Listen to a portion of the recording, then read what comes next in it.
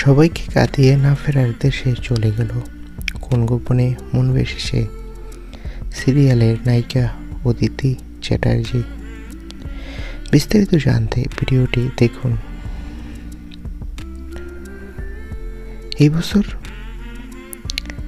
কে হবে সেরা নায়ক নায়িকা, কে হবে সেরা বৌমাতো, আবার কে হবে সেরা শাশুড়ি, কে হবে সেরা পরিবার, প্রত্যেক বছর তা জানার জন্য অধীর আগ্রহে অপেক্ষা করে থাকে ধারাবাহিকের কলাকুশলী থেকে শুরু করে সিরিয়াল প্রেমীরা। এবছর সকল শাশুড়িকে হারিয়ে সেরা শাশুড়ি অ্যাওয়ার্ড ছিনিয়ে নিল কোন গোপনে মন বেসেছে ধারাবাহিকের শ্যামলীর শাশুড়ি অদিতি চ্যাটার্জি। কোন গোপনে মন বেসেছে ধারাবাহিকের জন্যই তিনি এই পুরস্কার পেয়েছেন।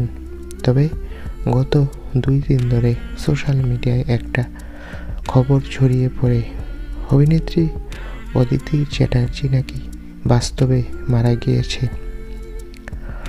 বন্ধুরা, আমরা খোঁজ নিয়ে জানতে পারি যে অভিনেত্রী অদিতি চ্যাটার্জি সম্পূর্ণ সুস্থ রয়েছে।